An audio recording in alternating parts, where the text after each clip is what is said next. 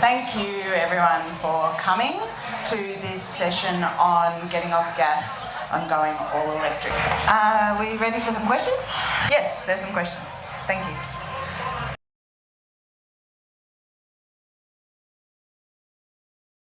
Yeah, look, wind is actually the most cost-efficient way to do it, but you've got to have wind. I'd highly recommend buy a weather station and install the weather station where you think you're going to put a wind turbine. Because I personally, I've got a really expensive garden ornament that some people call it a wind turbine. I call it a garden ornament because it just doesn't work. And I thought I had wind, you know. So I'd highly recommend do that. And if you do live in an area, and I think wind's probably better off left to larger scales. I've got a couple of customers that have done it. Same thing, they've got an awesome garden ornament like me. And I've got other customers that have, it works great because they've got the wind. But I'd highly recommend just go spend $300 on one of those weather stations from J-Car, Autobarn, whack it up, get the data, and then take it to a wind turbine expert. Same other thing with water. I love hydro. New Zealand, there's a company called Power Sprout. They're awesome. For less than $2,000, you get a 1 kilowatt hour or 1 kilowatt pump, and you actually only need a metre of fall. And it comes down to the same thing. If you've got the fall, you've got it.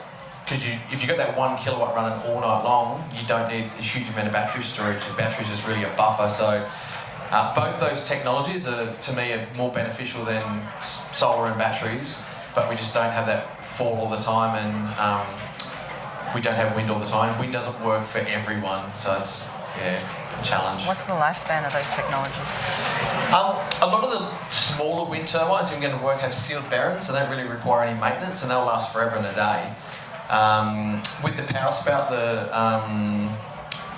the hydro, I really don't know the answer to that. So, yeah, but anything with moving parts is going to want maintenance, and I think that's why solar is easy because it shines most of the time and it just works.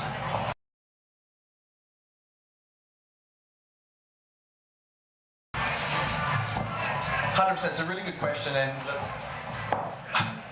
there's two things to think about going off grid. If you've got the ability to do stuff of a day, you're going to end up with a cheaper solar system.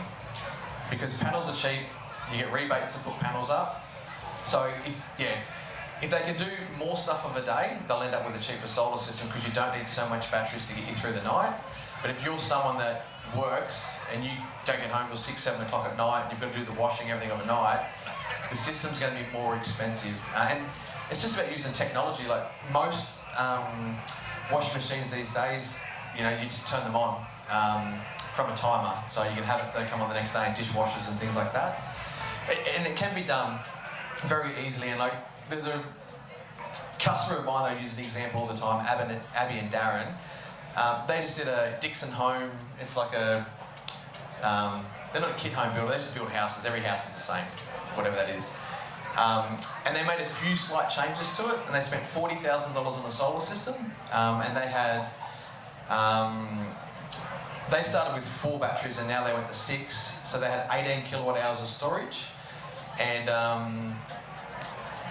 10 kilowatt hours of solar panels, and they were completely electric, completely self-sufficient. And every year I look at their data and their stats, and they spend about 45 kilowatt, they use about 45 kilowatt hours a year from their generator, which is about $16 in diesel.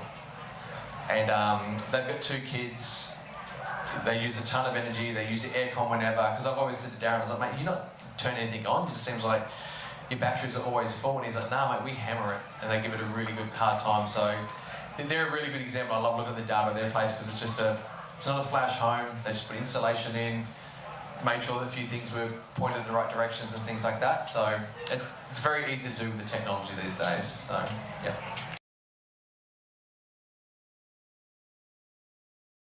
With that, and it's a bit of a con. It's just the sales guys are the problem. Most of those solar systems are 6.6 kilowatts. The reason it happens is if I want to sell you a 5 kilowatt solar, so it's a 5 kilowatt inverter with 6.6 kilowatts of panels, I just tick a box. Done. Send it off the paperwork to the network, and they say, yep, you can put your 5 kilowatt up. Now, if I want to sell you a 6 or an 8 or a 10, I've got to come measure the cable from the roof of your house out to the street, from the roof down to your meter box. I'm going to work all these calculations out on voltage rise calculator. So when the system does feed back to the grid, is it going to rise the voltage? If it doesn't, I need to export limit it and all this sort of stuff. So most guys go, you know what? That's too hard, it's too much. I just want to take your money, mate. So guess what? You're only allowed to put a 5 kilowatt system up. That's the reality with it, and that's what sucks. Why do they say you're only allowed? Who's allowing you? Because it's easy for them to do. Because most networks will only let you put 5 kilowatts back. That's it, to feed back to the grid.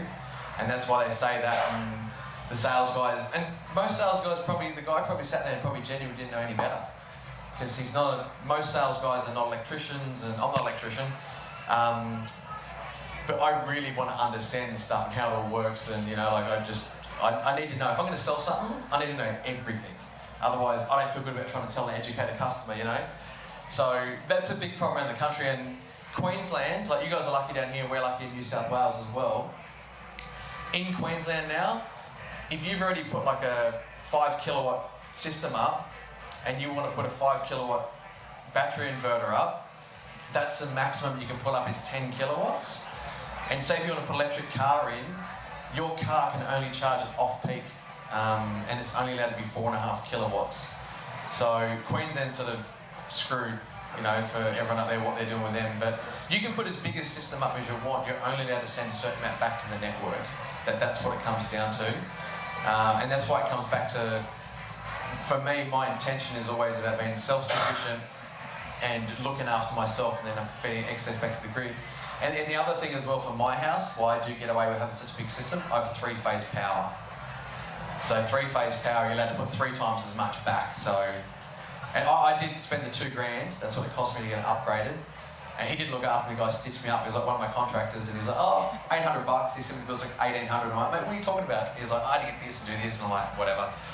But that's what allowed me. But I wanted 3-phase at home because I wanted to charge my cars fast. That's the only reason I wanted 3-phase at home.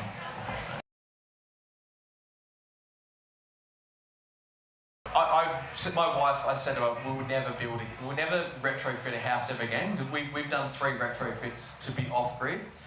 And every time I'm like, yep, this is going to be awesome, I'm going to do this and do that, it's going to cost me this, it'd be great. And I'm that sort of person that I love to see the data. And I get to a point where the builder's like, mate, this is going to cost you a fortune. I'm like, well, if I don't do that, the whole house is not going to be what I designed to do. I'm not really going to see that data. I'm like, oh, just do it, fix it, It is really a challenge. Our house we live in right now, we've got a load of shade. It's a mission using air conditioning because that's how we heat our house. That is a huge challenge. There's no way about it without loads of panels, loads of batteries. So it comes back to, if you're lucky enough to build your house and make it energy efficient, like double glazing windows. I'm just doing my passive house designers course right now, and in Europe now, it's triple glazing sort of the minimum. If you go to rent a house out in Europe right now, so if you've got a tenant that's been living in your house and said, mate, I'm out of here, see you later, you have to get that house energy audited and upgrade to triple glazing windows, and people are spending £15,000 just to get their house rentable to the next person, because the UK is really onto it right now about energy efficiency. And that is the best money you can spend, is make your home that doesn't need heating or cooling. And think about it like that. But if you've got an old house that's a retrofit, it's a challenge. There's just no 2 ways about it. So I wish I could say this, but I can't. So I'll just add to that, because if you think about what you're paying in gas and what you'll continue to pay in gas, that's where you're going to make that decision, because that's not going down anytime soon.